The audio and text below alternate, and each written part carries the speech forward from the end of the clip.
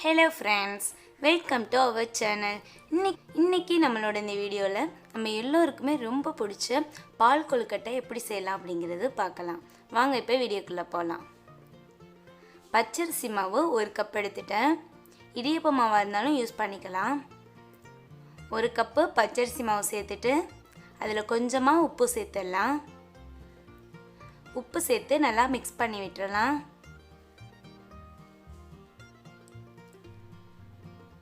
இப்போ இதில் 1 ஸ்பூனு நெய் சேர்த்துடலாம். இது நல்லா மிக்ஸ் ஆகட்டும்.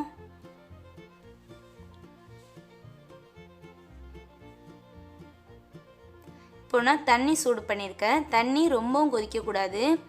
ஒரு மாதிரி லைட்டாக பபிள்ஸ் வர ஸ்டேஜில் தண்ணி சேர்த்து மாவை நல்லா மிக்ஸ் பண்ணணும். கொஞ்சம் கொஞ்சமாக தண்ணி சேர்த்துக்கலாம். ஏன்னா ஓவராக தண்ணி ஆயிடுச்சுன்னா மாவும் ரொம்ப தண்ணி ஆகிடும். அதனால் கொஞ்சம் கொஞ்சமாக தண்ணி சேர்த்து மாவை மிக்ஸ் பண்ணலாம்.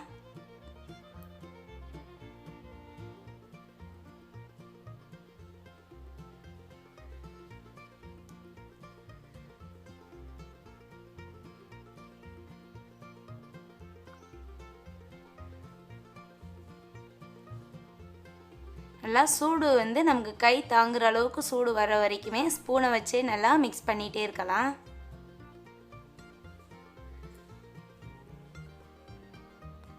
நமக்கு தண்ணி கரெக்டாக இருக்குது. இந்த டைமில் கொஞ்சம் லைட்டாக சூடும் ஆறிடுச்சு. இப்போ நம்ம கையாலேயே நல்லா பிசைஞ்சு விடலாம்.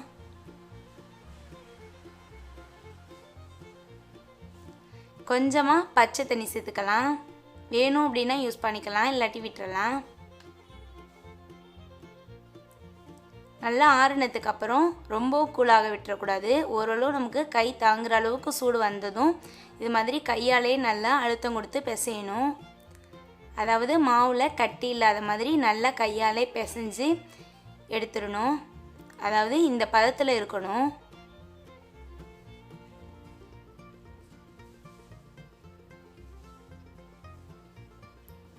இப்போ நமக்கு மாவு ரெடி ஆயிடுச்சு. இதை உருண்டை பிடிச்சிடலாம். நமக்கு உருண்டை ஷேப்பு வேணுண்டா இது மாதிரி பிடிச்சிடலாம். வேறு எதுவும் ஷேப் வேணுண்டாலும் நம்ம அதுக்கு தகுந்தாப்பில் ஷேப் பண்ணிடலாம். நான் இன்றைக்கி உருண்டை ஷேப்பில் பண்ணுறதுக்காக சின்ன சின்னதாக உருண்டை பிடிச்சிக்கலாம்.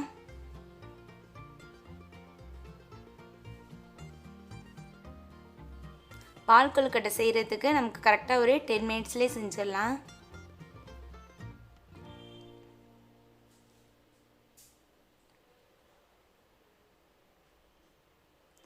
மாவு நமக்கு கரெக்டான பதத்தில் எடுத்துருக்கணும். ரொம்ப தண்ணியாக இருந்தாலும் கரெக்டாக இருக்காது. அதே மாதிரி ரொம்ப திக்காக இருந்தாலும் அழுத்தமாக இருக்கும்.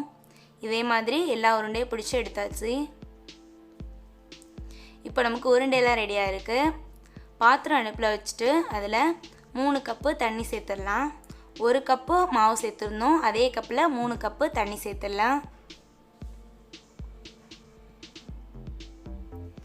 தண்ணி நல்லா கொதி வரட்டும், அது வரைக்கும் வெயிட் பண்ணுவோம். இப்போ நமக்கு தண்ணி நல்லா கொதி வந்துடுச்சு. இந்த டைமில் நம்ம எடுத்து வச்சுருக்க உருண்டை எல்லாத்தையுமே இதில் சேர்த்துடலாம்.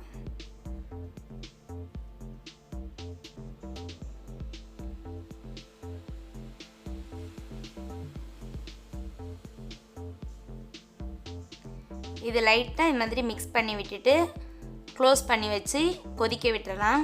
அதாவது ரொம்ப நேரம் கொதிக்கக்கூடாது. கரெக்டாக ஒரு 4 மினிட்ஸ் கொதிச்சா போதும். நமக்கு அந்த மாவு வெந்தால் மட்டும் போதும். ரொம்ப நேரம் கொதிச்சிச்சு அப்படின்னா மாவு அழுத்தமாக போயிடும்.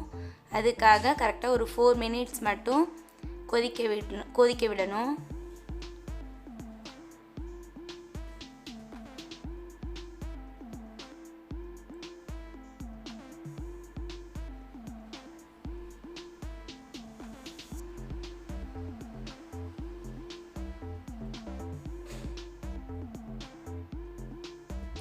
இப்போ நமக்கு வெந்துடுச்சு. இந்த டைமில் பசும்பால் 1.5 கப் சேர்த்துடலாம்.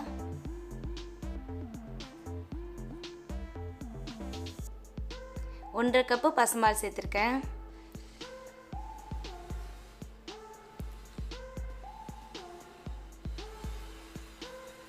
இது கொதி வரட்டும். க்ளோஸ் பண்ணி வச்சு கொதி வந்துடுச்சு.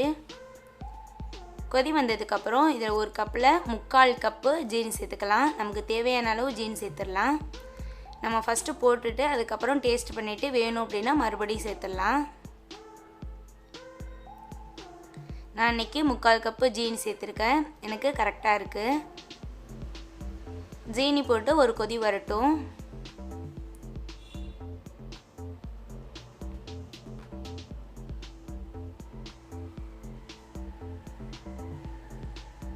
இந்த டைமில் தேங்காய் பால் திக்கலாம். ஃபஸ்ட்டு பால் ஒரு கிளாஸ் சேர்த்துக்கலாம். தேங்காய் பால் சேர்த்தோம் அப்படின்னா இன்னும் டேஸ்ட்டு நல்லாவே இருக்கும். லாஸ்ட்டாக கொஞ்சமாக குங்குமப்பூ சேர்த்துக்கலாம். தேங்காய் பால் சேர்த்து கொதிக்க விடக்கூடாது. அப்போ தான் நமக்கு கரெக்டான ஒரு டேஸ்ட்டில் கிடைக்கும். ரொம்பவே சூப்பரான பால் கொழுக்கட்டை ரொம்பவே சீக்கிரம் ஃபாஸ்ட்டாக ரெடி பண்ணியாச்சு. உங்களுக்கு இந்த வீடியோ ரொம்பவே யூஸ்ஃபுல்லாக இருக்கும்னு நினைக்கிறேன். இன்னும் இந்த பால் கொழுக்கட்டை ஆற விட்டு சாப்பிட்டோம் அப்படின்னா இன்னும் நல்லா திக்காகி டேஸ்ட்டு வேறு லெவலில் இருக்கும். உங்களுக்கு இந்த வீடியோ பிடிச்சிருந்துச்சி அப்படின்னா லைக் பண்ணுங்கள்.